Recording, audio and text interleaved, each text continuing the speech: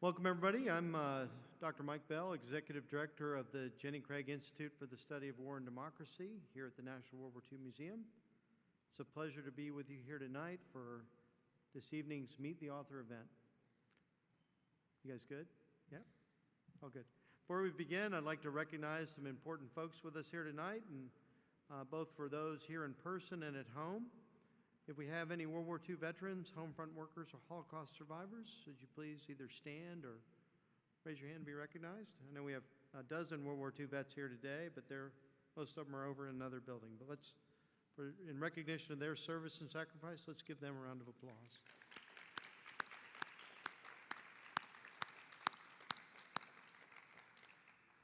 So next, any veterans or active duty members of our armed forces from any era? How about if we could get you to stand as well, and we can acknowledge your service and sacrifice?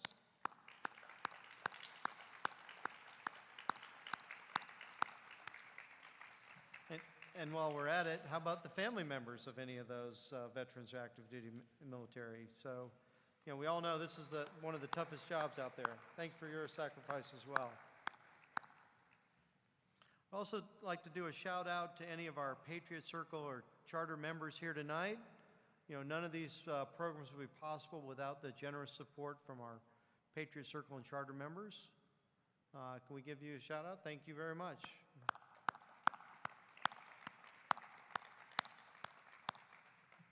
And we have some special guests with us this evening. A special acknowledgement to the family members of Company E, 141st Infantry Regiment, 36th Infantry Division, who are here with us this evening. So understand this is the first large gathering of family members. We're honored to have you with us, representing your loved ones from World War II. So how about if we recognize y'all as well? Why don't you stand and we'll give you a round of applause. Yeah.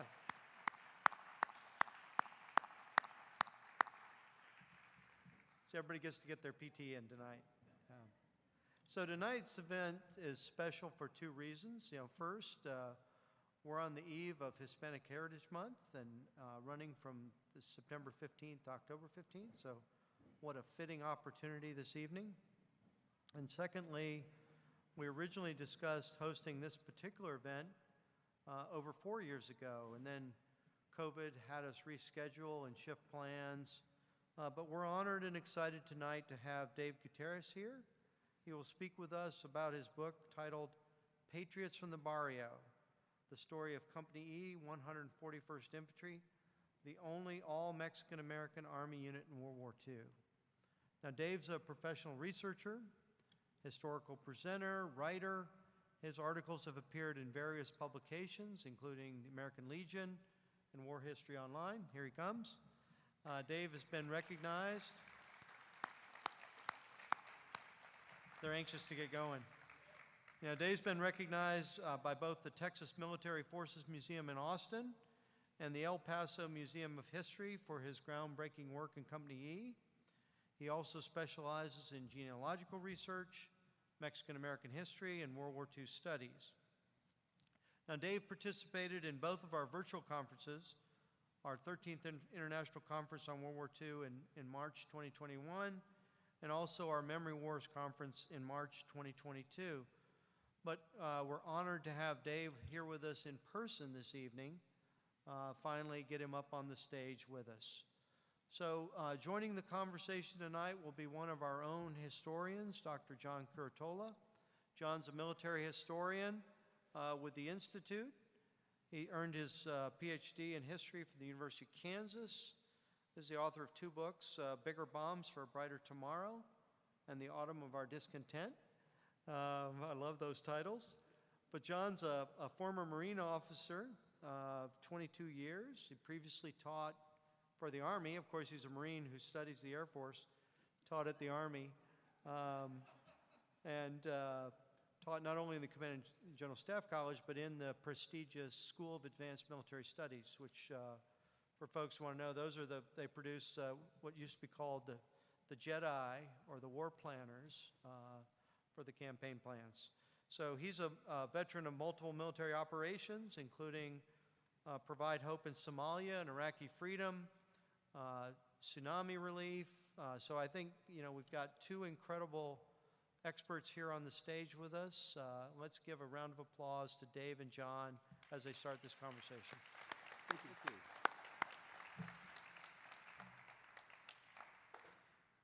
Thank you, Mike, for that warm introduction. And we've been looking forward to doing this for a while now. As Mike said, it's been years in the making, and we're finally here. But what I'd like to start off, Dave, in talking about this topic is, what were some of the perceptions of Mexican Americans, just before the war and during the war, to kind of set a tone and temperament of their service and the way the nation looked upon this particular community of Americans? Yeah, well, before we get into the details of that, I have a lot of people to thank for being here today. Jeremy Collins, he and I have been trying to put this together, like we said, for about 4 or 5 years now. So he's done a lot of work behind the scenes. There is the founding president of the World War II Museum, Nick Mueller. He and I both are part of the National Medal of Honor Museum's advisory panel. So those two gentlemen have a big part of why I'm here today. So getting back to your question on Mexican Americans and the perception during that time, we have to look back in, say, 1939. There were Company E in the 141st Infantry was a Texas National Guard unit in El Paso.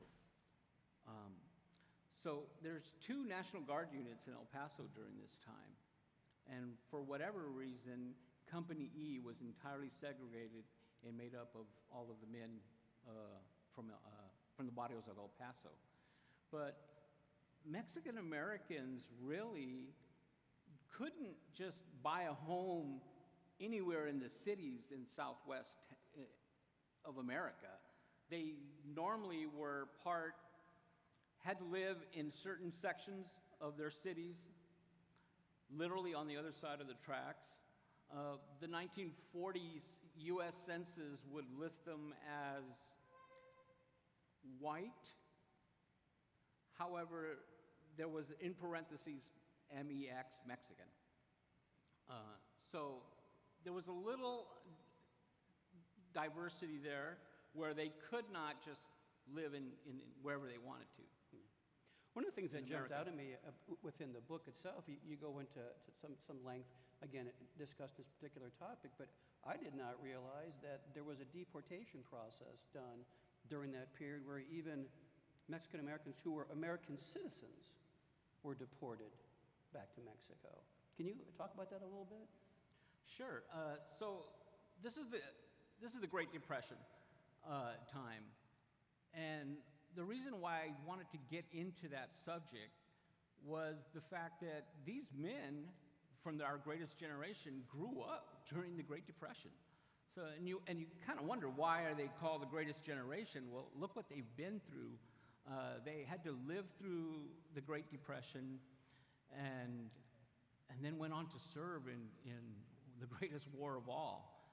But when we talk about what was going on during the Great Depression with Mexican Americans, very few people understand that some Mexican Americans were actually deported from the U.S. back into Mexico. And in my book, I wanted to detail one certain story like that, in the fact that Ruben Rodriguez was from Chicago, Illinois. He was only 7 years old at the time when INS agents broke down through the family front door, and they deported the whole family, including Ruben, who had been born in the U.S. Ruben goes back into Mexico, and later on a family member comes with a letter. Said, hey, this is an important letter that arrived in Chicago. It came addressed to you. So here it is. It was a draft notice. He had been deported from the U.S., and he got a draft notice. But his father sat him down and said, look, Ruben, you're an American citizen. You can go back and be an American. And he did, and Ruben later would serve in Korea. And then to that same point, You have another story in your book, and I'll let you tell the story of a gentleman who was not an American citizen who was called to serve. Can you tell us about that? Oh, you're talking about Silvestre Herrera. Yes. Silvestre Herrera had gotten a draft notice when he was about 26 years old. He's already married, living in Arizona, near Phoenix. And he said, well, this is an important thing. I just got a draft notice. I better go tell my dad. Silvestre Herrera tells his dad, well, Dad, I got this draft notice. And his dad tells him, well, we're going to have to, let's talk about this. And his dad explained to him that he was not his real father, that he was actually his uncle, that his parents had died when he was young. He had been born in Mexico and was not a U.S. citizen. He had just brought him over. He said, so you really have no obligation to serve because you really were born in Mexico. So Silvestre Herrera decided he was going to go anyways because he said, I don't want anyone to die in my place. I'm born with I was born over there, but I have an American wife and I have children now. I really don't want anyone to die in my place. He goes on to serve in the 36th Division and would later be awarded the Medal of Honor for actions in France. And that certainly falls in the greatest generation moniker. Right. Somebody like that who did not have to serve and then does it with great distinguish. Right. I think that was an amazing story. I'm glad you brought that out. Let me transition now to, as we get into the military part of this.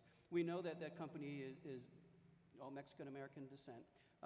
Was there either a written or an implied mission to keep Mexican-Americans segregated from the larger population of American soldiers, or was just because this was a National Guard unit from the same community that it was unique in that regard? Right, right. Well, we all know that Mexican Americans served in all branches of service in World War II. Company E really was unique, and that's why this story really stands out. Texas National Guard unit out of El Paso. All of the enlisted men were of Mexican American descent. All the officers were white. But there was two National Guard units in El Paso, Company H and Company E. And for whatever reason, they had separated them and kept Company E completely all Mexican American. And really, they stayed that way until they started receiving casualties in the war. It's interesting, too, that you know the contribution of Mexican Americans. Just this week, I was doing some of my own research, and I found out that the very last fighter pilot who was made ace in a day, meaning he shot down 5 enemy aircraft in one day, was a Mexican-American pilot flying P-47s in the Pacific. Right. That's something I learned this week after reading your book. I was like, oh, look there, look. So you learn something new every day, especially when you're in the history field. Right. Hey, let's talk a little bit about, we'll transition now. The 36th Division is mobilized. And they got to train before they go overseas. And we talked earlier today about the kind of training that they received before they went overseas. Can you give us some insight on what occurred in the various bases they were at? With the training. Yes, sir. So, first of all, I wrote the book because I wanted to tell Ramon's story, my cousin Ramon. I had heard as a child everything about my cousin Ramon from Del Rio, Texas. He had been captured twice by the German army, escaped both times. He became one of only a few Americans to be decorated for valor on the battlefield by the Soviet Union during World War II. So that was my inspiration to write the story. And then when I started doing the research, I found out that he was part of Company E from El Paso, this Texas National Guard unit. And I get the roster, and every enlisted man of Company E is of Mexican-American descent. So I'm amazed that this story really hadn't gotten out. So the unit, Company E, gets, the 36th Division, I should say, gets federalized in November of 1940. They train at Camp Bowie in Brownwood, Texas. They then were taking part of the Louisiana maneuvers. They went to Camp Blanding, Florida, and then they would end up at Camp Edwards in Massachusetts to do some training. And this was right before they deployed to North Africa. Yeah, and most people don't realize that in 1940, the U.S. Army was not interested in doing amphibious assault. It's not what the Army does. That's something that we Marines do, quite frankly.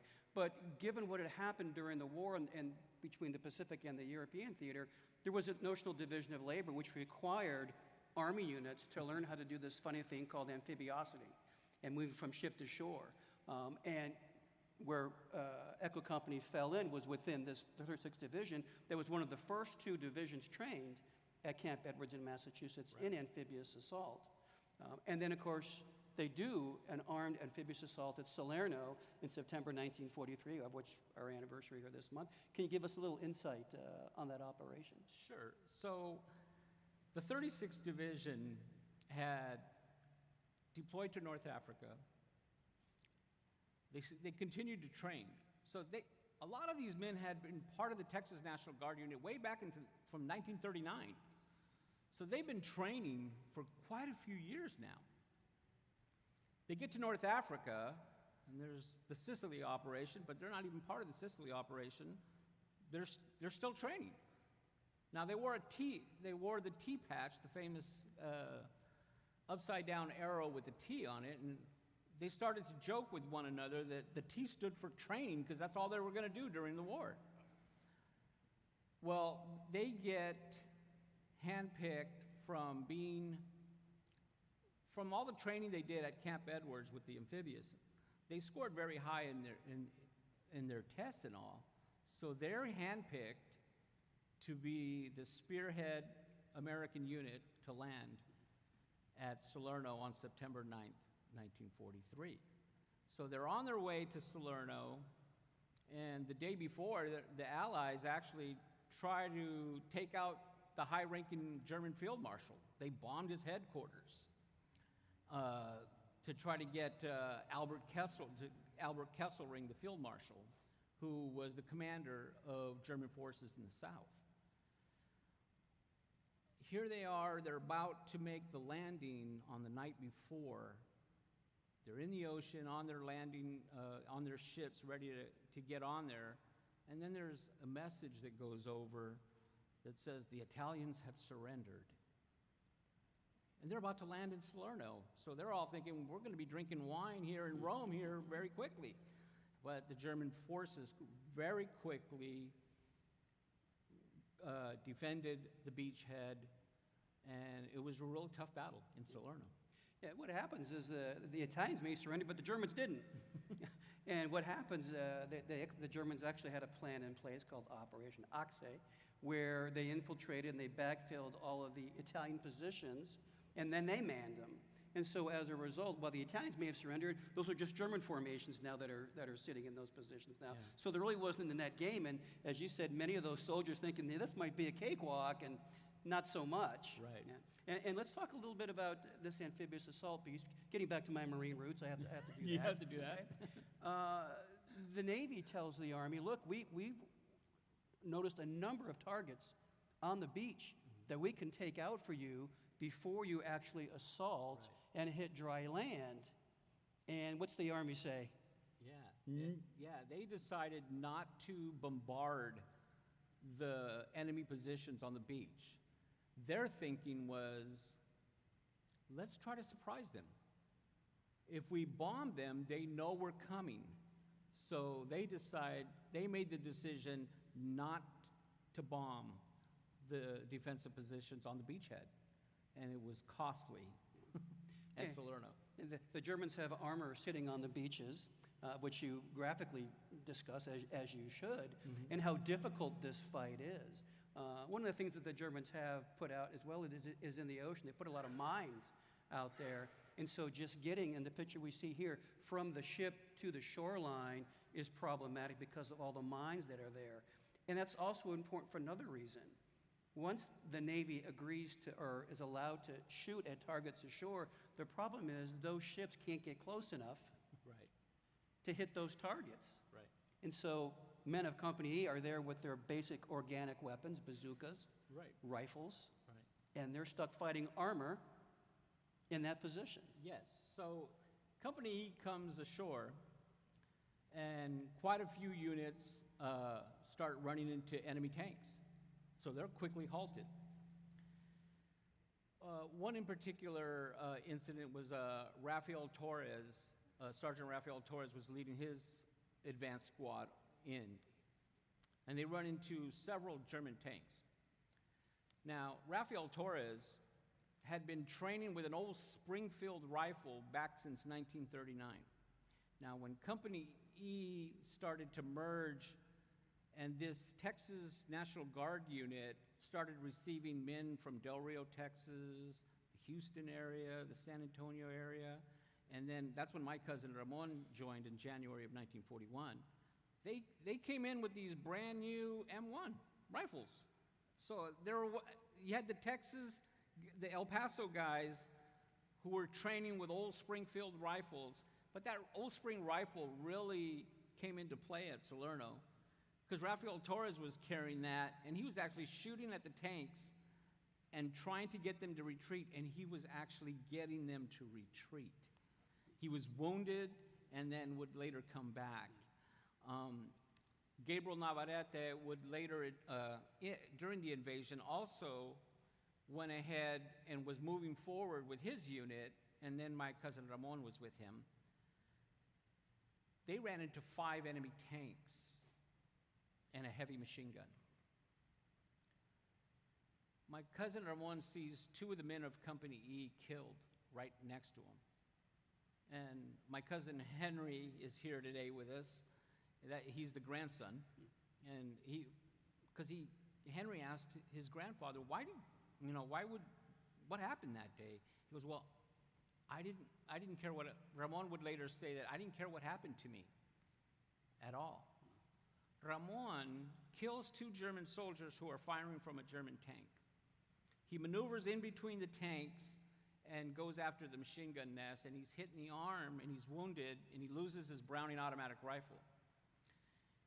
He continues to charge at the machine gun nest or try to outflank it without a rifle. Throws a hand grenade in there, and he kills 3 German soldiers, jumps into the foxhole, and kills the last German soldier with a knife. Later, Ramon would be awarded the Silver Star by the U.S. Army, and a Russian observer who had happened to be in the area because the Russians wanted to know what was happening here in this new front that the Allies were going through, overheard what my cousin Ramon had done and would later put in for a medal. So Ramon became a decorated soldier from the Russian government during that. But really the after-action reports, reading what happened at Salerno with Company E really got to me because it said, it was listed there that Company E played a vital role in securing the beachhead so others could land. Otherwise, those German tanks would have been right onto the beach.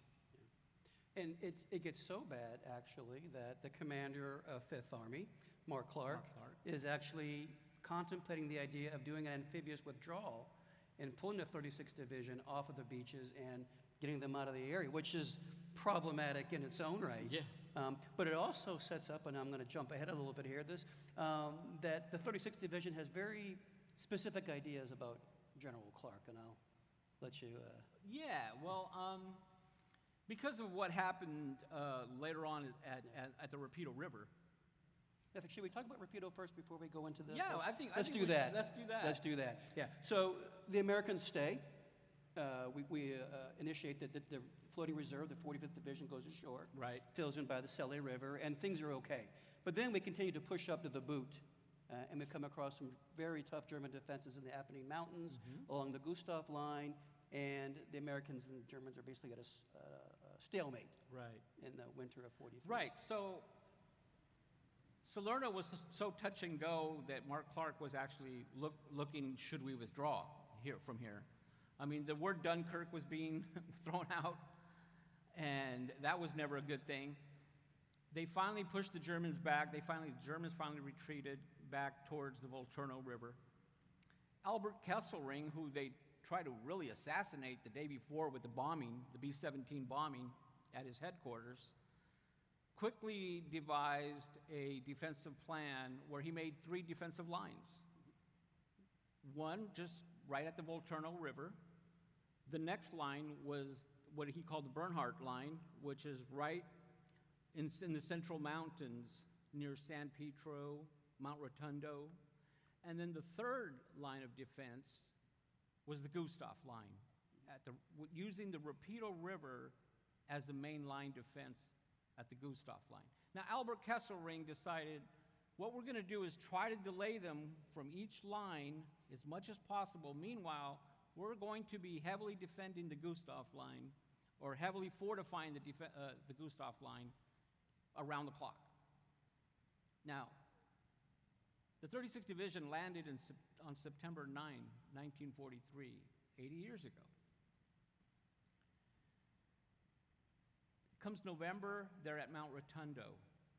They're getting shelled every day. In December, in the mid-December, Rafael Torres is now back with the unit. Gabriel Navarrete, who was wounded at Salerno, is back with the unit. And they have orders to attack the village of San Pietro, where actually the entire 36th Division took heavy losses at San Pietro. Then, that was December 15th at San Pietro. In January of 1944, they're 1 mile from the Rapido River. And they have orders to cross this heavily defended Gustav Line, the Rapido River. Now, Fred Walker is the commanding officer of the 36th Division. Fred Walker, in World War I, was with the 3rd Division at the Marne River in World War I in France. Now, Fred Walker was in a defensive position at the Marne River, and he slaughters a large force of Germans who are trying to cross a river.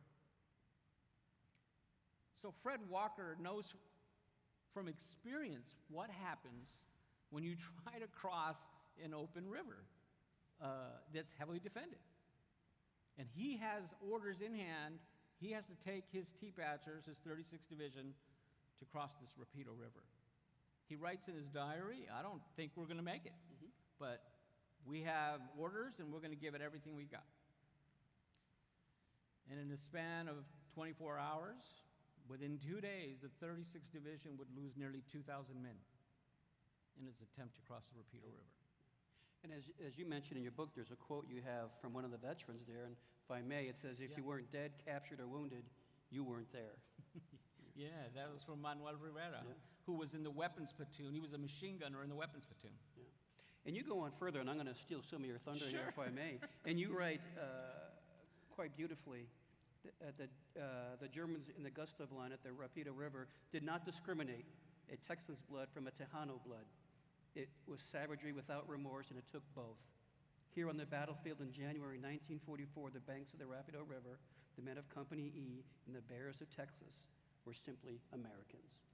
Yeah, amazing. I thought that here the enemy treated them as Americans. Now back home, they were going into restaurants that said, no Mexicans or dogs allowed. Yet, here on the battlefield, the enemy saw them as Americans, as coming through. So the enemy didn't care whether you're Texan or a Tejano.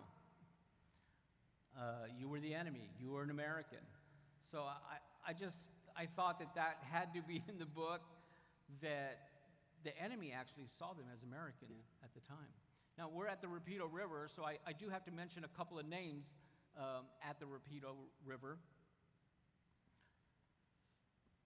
Gabriel Navarrete was the first sergeant of Company E when they were at Camp Edwards in Massachusetts.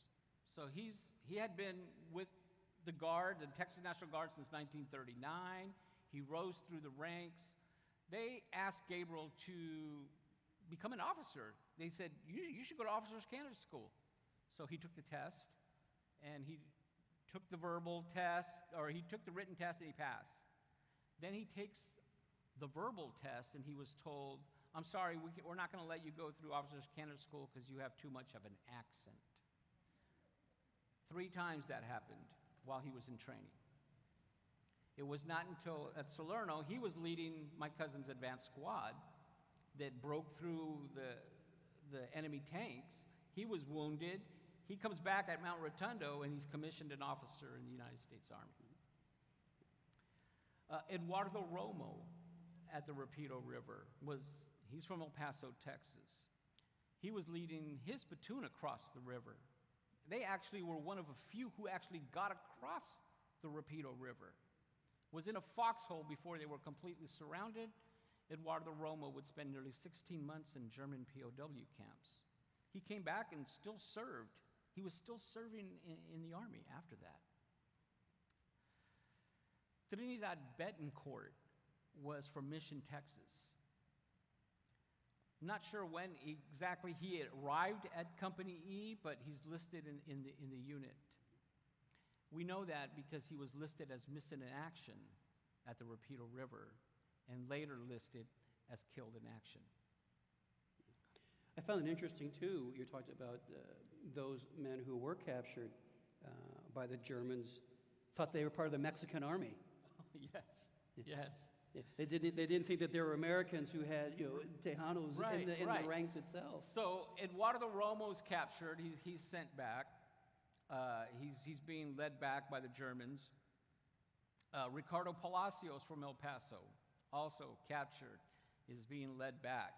A lot of these men would later be at Stalag 2B as German POWs. As they're being led back, of course, the men of Company E have always spoke Spanish to each other, so they're speaking Spanish to each other, even though the Germans had been captured.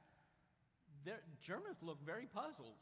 They actually thought and were asking them, when did Mexico enter the war? And actually, they did enter the war. They sent an entire fire squadron to the Pacific. Yeah, they were in the 1947. Philippines. Yeah, in the Philippines.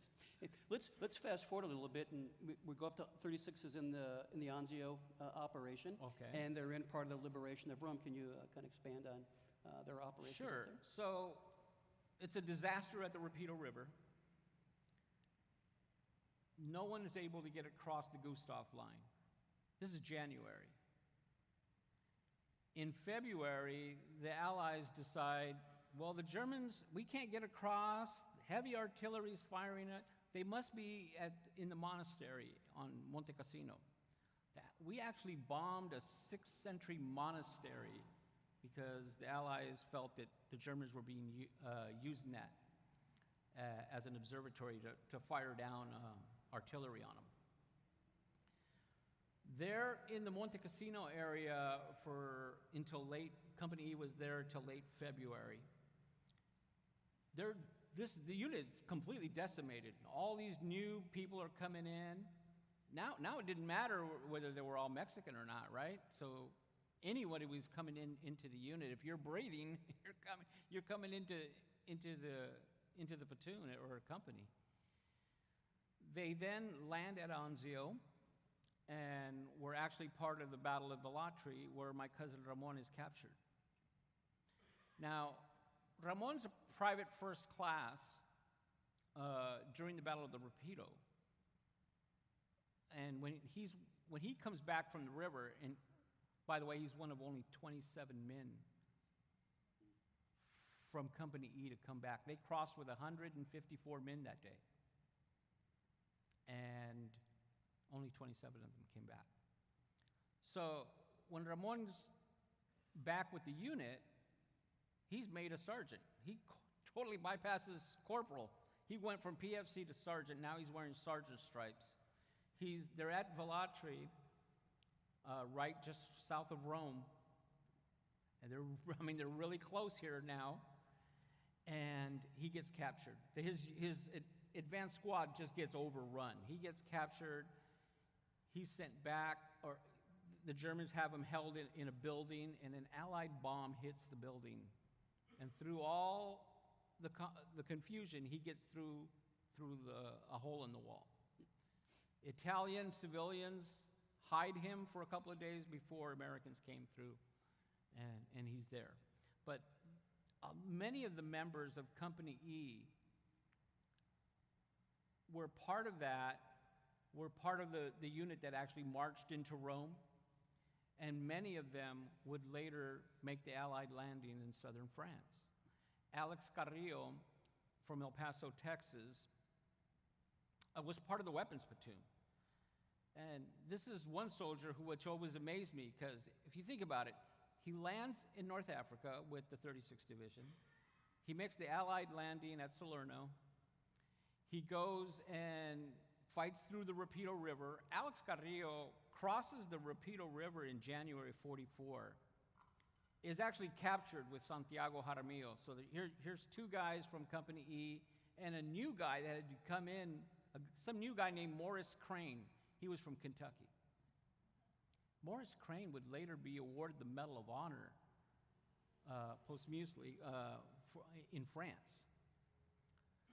So Alex Carrillo survived all that, made the landing at Anzio and in southern France.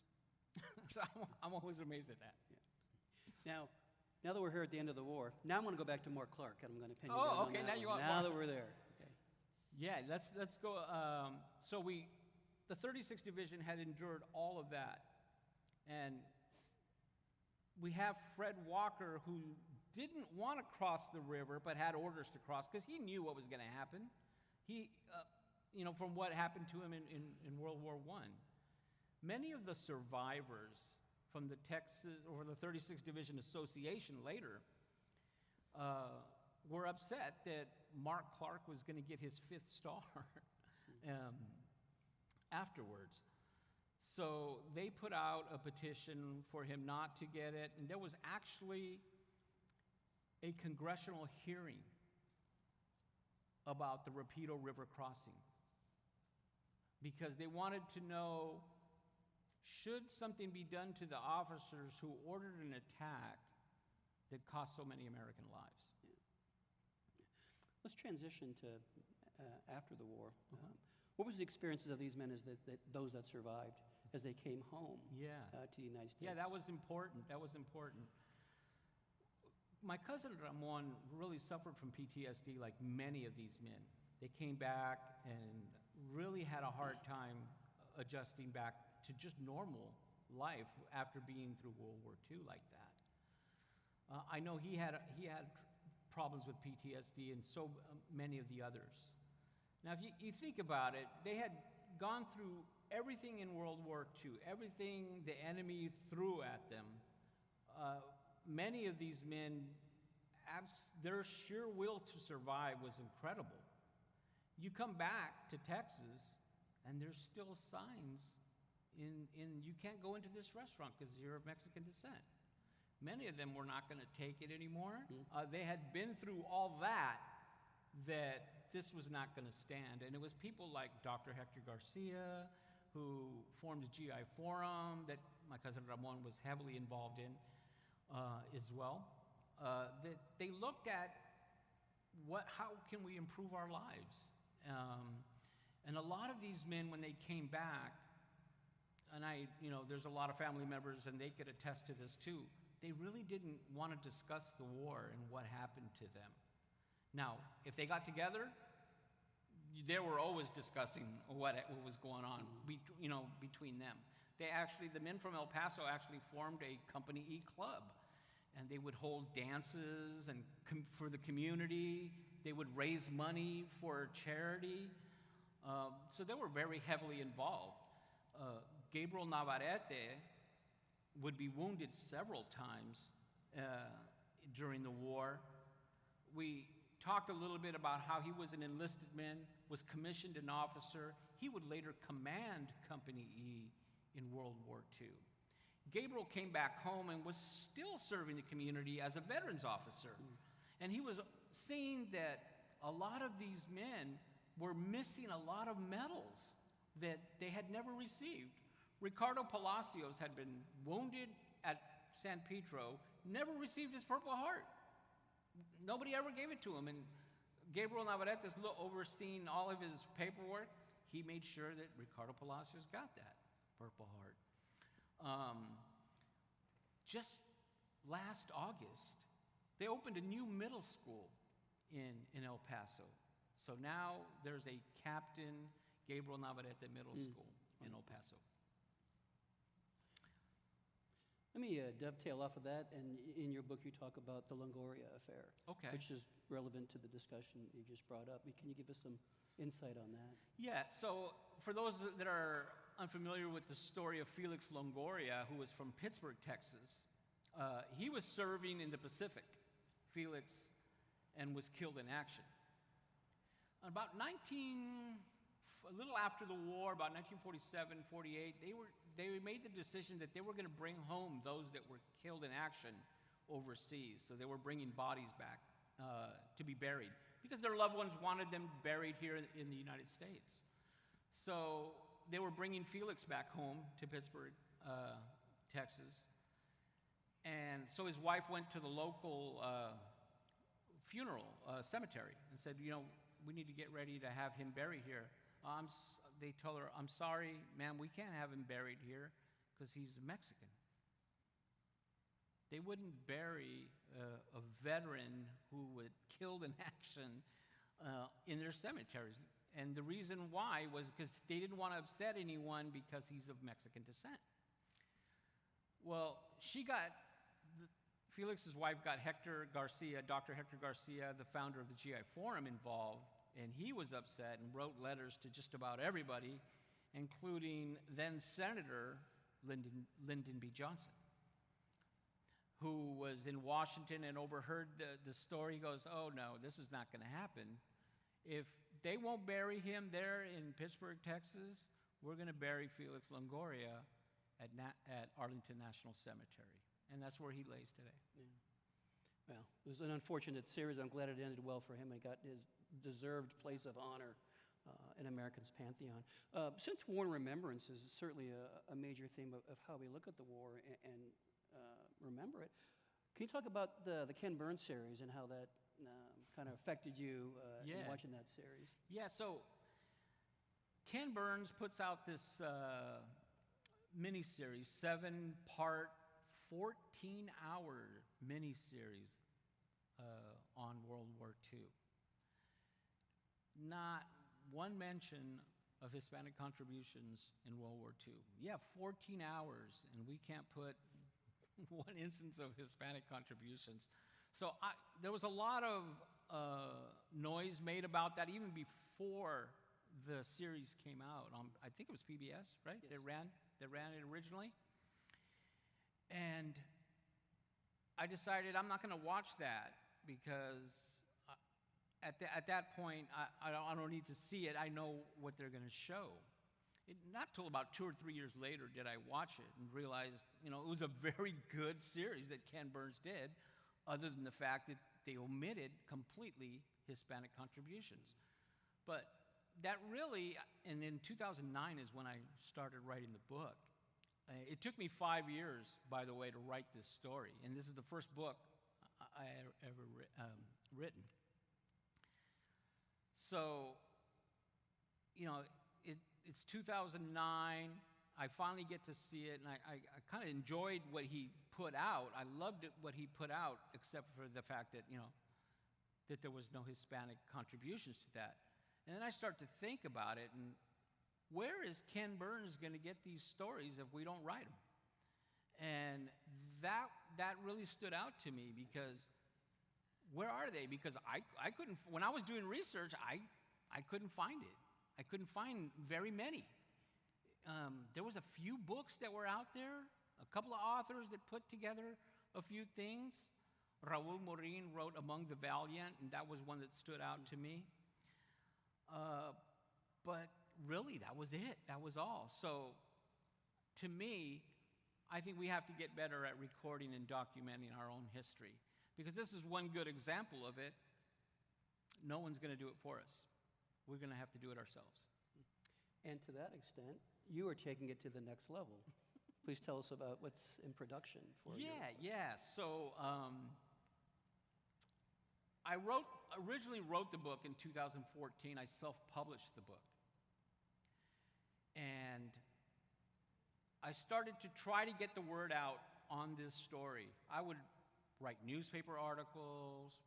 I wrote an article for this World War II magazine, and I wanted to get the story out there, and I was flat out told no. We're not interested in that story. And then my cousin Henry posted something on Facebook about war history online. And I said, war history online? I've never even heard of them. Well, they had 1 million followers on Facebook alone. So I said, I'll write to the editors of War History Online, and we'll see if within a week, they published my story as a guest writer. Excellent. So a few months after that article comes out, I get an email from someone representing Hollywood actor-producer Wilmer Valderrama. And I went out to Hollywood and met with Wilmer, and Wilmer's production company had picked up the film rights to possibly do a television series based on the true story. Yeah. Excellent. I can't think of a better way to articulate the stories that you were talking about that have been hidden for so many years. Right. Now going to a wider audience. Right. Another platform. It's even better. Yeah. So with that, I'm going to let you have the final word before we open the floor for questions from our audience. Great. Well, thank you all for being here today. Again, this is 5 years in the making of me being here at the National WWII Museum. I wrote the book because I wanted to make sure that the families of Company E and their entire sacrifice, their really duty and honor to country, was not forgotten. I started out to write my cousin's story, and then when I realized all of these families that are really connected now, they've always been connected, we get to continue a bond that was forged over 80 years ago by some very heroic men. And that's one of the greatest things that has come of this, my connection to the families of the men of Company E, because we're going to continue their honor and sacrifice. Wonderful. Thank you so much for coming to talk to us today, and we'd like to open the floor up for our audience. But thank you again. Thank you.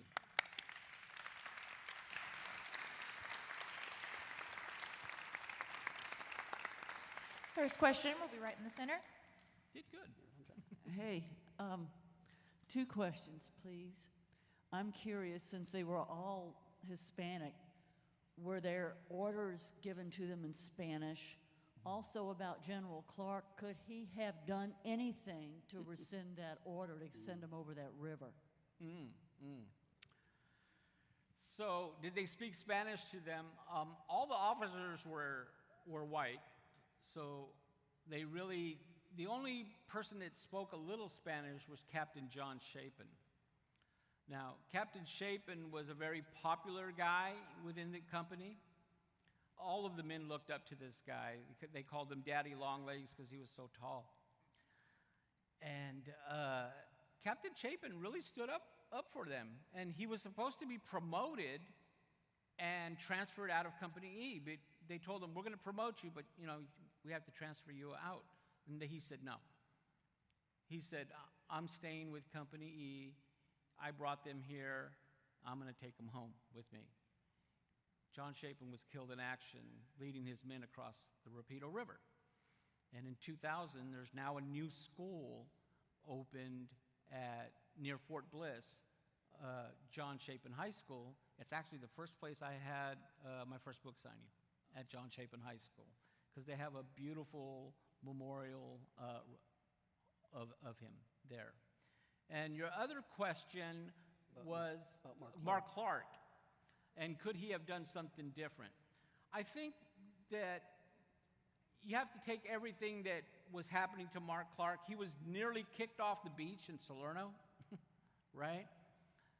I think he learned a lot from that. His thing was, and from the history books is that Mark Clark really wanted to get his tanks across that river and rolling up Highway 6 towards Rome. He really wanted to establish a beachhead on the other side of the Rapido River so that they could lay down bridges or whatever and get those tanks across. Unfortunately, that did not happen. There are a number of historical arguments that look at both sides of Mark Clark, villain or hero, and you're going to see this over and over again if you go through some of the literature. Depends on the author you talk to and how they view Mark Clark. Right. And of course, the men of the 36th Division have their own opinion Right. of General Clark. Right, and you also have to, and since we're talking about Mark Clark, I'll quickly get into this. Now, Mark Clark rose faster than a lot of the other officers through the ranks, really outranking some of the other people that he went to school with. And a lot had to do with the fact that Mark Clark was at West Point with some guy named David Eisenhower. They were very good friends. And when Eisenhower was in the Philippines, Eisenhower was an assistant to MacArthur in the Philippines. He felt that that was like a dead-end job. Like, where else am I going to go? I got this legend in front of me, right? General MacArthur. Well, at the time, Mark Clark was in Washington and asked for Eisenhower to be transferred out, to come out. So he actually did him a favor. And as Eisenhower rose, so did Mark Clark. And Fred Walker, at one point, was teaching at West Point. One of his cadets was Mark Clark. Fred Walker was teaching Mark Clark, and Mark Clark outranked him. So, was there animosity between the two? Perhaps.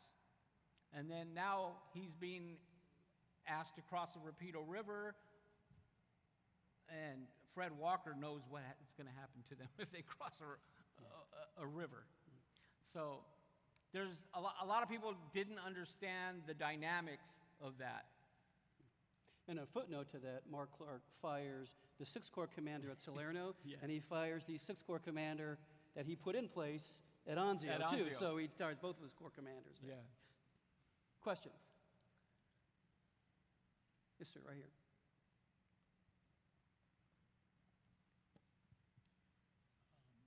There's a consciousness amongst men in other segregated units, say the 442nd, the All-Japanese American unit, that this is their opportunity to sort of prove their Americanness, that they have to take the hardest fights, fight the longest, and they have to succeed to prove that they're American. Have you seen any sort of evidence of that same mentality amongst the men of Company E in your research? Can you repeat that? Yeah, sorry. There's a consciousness amongst men in other segregated units, say the 442nd, the All-Japanese American unit, that this is their chance to prove their Americanness, that they have to fight the longest, they have to succeed because this is their chance. Do you see any sort of same consciousness amongst the men of Company E in your research? Yeah, that's a good question. I find that it's just the opposite of that with the men of Company E. When they were training in 1939, 1940, they've been training for quite some time. They're actually veterans, because they've been training for a couple of years. Now, when they moved to Brownwood, Texas, when they were federalized and they were at Camp Bowie in Brownwood, Texas, the 36th Division actually pulled out other Mexicans from the other Texas National Guard units, from San Antonio, from the Houston area. They came from Kingsville, Texas. Pedro T. Soto of Kingsville, Texas was killed in action at Mount Rotundo. He had come from there. They had actually handpicked a few Mexican Americans and threw them into Company E. Now, but if you're pulling out veterans who have been training since 1939 and you're putting them with more veterans, these guys stood out in training and on the battlefield. They won the regimental shooting contest in 1941, 1942. They really stood out in training. So to them, They were doing their job, and because they knew how to do it. Yep, in the front row. Yep, here comes Connie.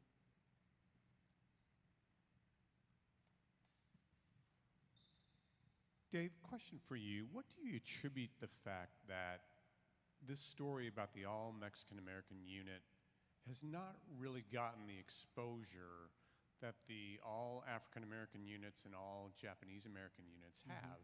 Do you think it had something to do with the fact that the census still considered these folks white? Yeah. But not an actual Right. separate unit? Yeah. Why has this story not been told? Yeah, that's a good question. Now, it's estimated that nearly 500,000 Hispanics served in World War II. Think about that, 500,000 Hispanics. That number might be larger because in the census records, if you look, they're classified as white because they're not black. So maybe the numbers are a little skewed there that way. But yeah, and that's a good point because we know that Hispanic Americans served in all branches during World War II. You know, we're in New Orleans. In the American Revolution, the governor of the Louisiana Territory was a guy named Bernardo Galvez from Spain. You know what he was doing in 1777? He was running guns to some American rebels and helping American rebels fight off the British. So I personally attest to Hispanic Americans contributing to America's military all the way back to the founding of our nation. I think we have time for one more question.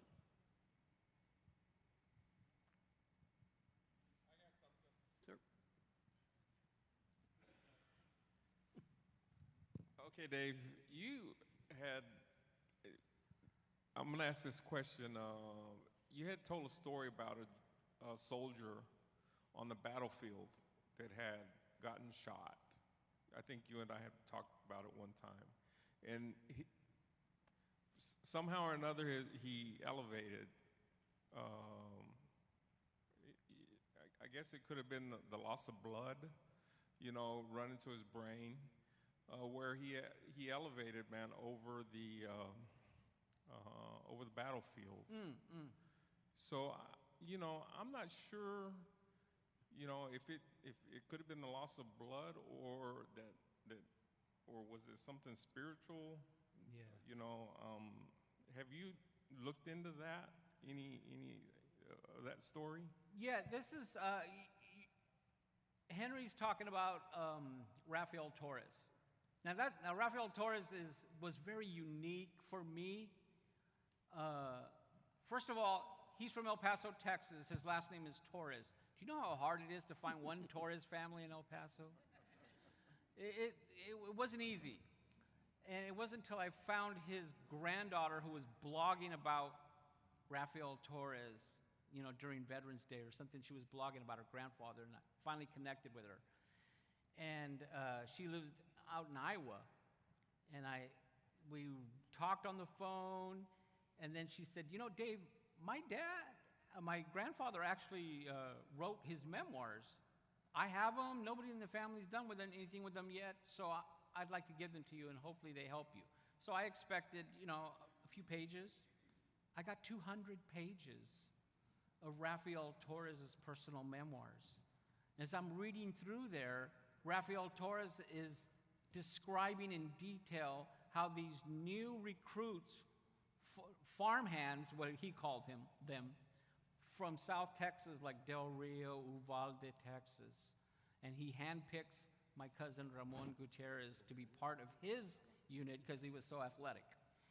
But Rafael Torres, and what Henry was describing, is he writes in his memoirs that he was wounded at San Pedro.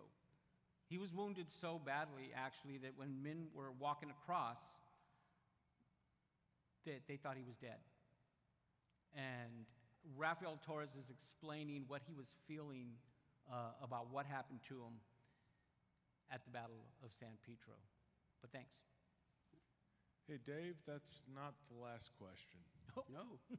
Find the clicker, advance it, and tell us about Lorenzo. Oh, yes, thank you.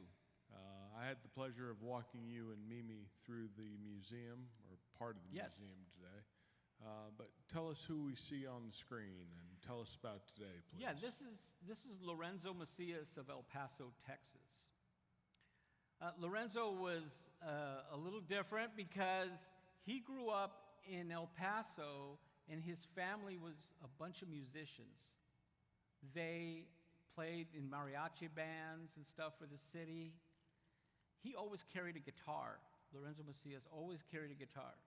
Now, when they were on the ship going to North Africa, he was the one playing guitar down there and making all kinds of noise, mariachi sounds, coming out from the ship as they were being transported over to North Africa. He is serving with Company E during the Battle of San Pedro in one of the patrols. 2 days before Christmas, 1943, Lorenzo Macias is killed in action. And it wasn't until after my book was published and out that I was able to connect with his family, because his niece, Elena, ended up reading the book and getting a hold of me. Elena, his niece, would later get a hold of the museum here and donate his Purple Heart. So one of the things that I wanted to do today is to walk up and actually see his Purple Heart. And here I am with my wife, Mimi, and we're seeing the Purple Heart from Tony there. She is, I'm sorry? Director of Director- Collections, Chief Director Archivist. of Collections. This is actually Lorenzo Macias' Purple Heart. Actually inscribed with his name. No, I'm sorry. No, she's not in the audience here today. But we can give her a round of applause, right?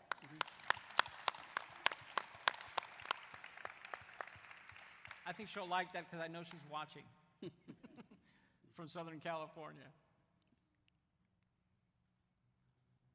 Here's the actual citation to the Purple Heart.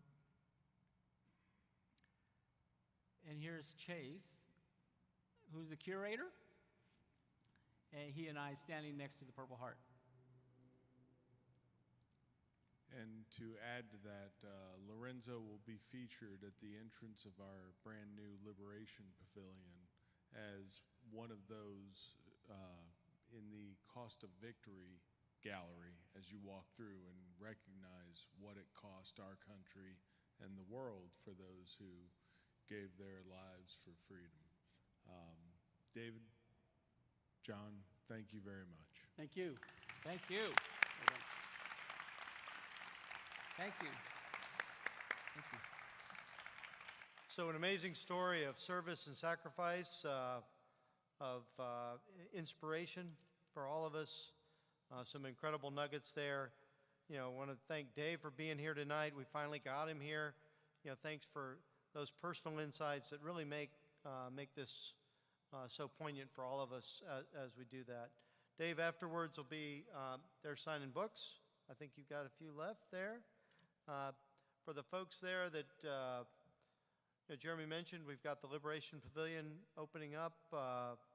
Mark your calendars on November 4th. Our next event will be a half-day symposium on building the National World War II Museum, which will feature not just the founding and the expansion, but the Liberation Pavilion itself as part of our campus completion celebration. It'll be a pretty amazing opportunity. 16 more galleries will open up here, as Jeremy's mentioned. And the half-day program will feature many of those that help really make this a reality as we go forward. And it'll take place over in the Higgins Conference Center. For all of you, everybody's welcome. It's free and open to the public. How's that for fun? We'll probably have cheese cubes at the reception, but it'll be a great time. But Without further ado, though, how about one more round of applause for John and particularly for Dave?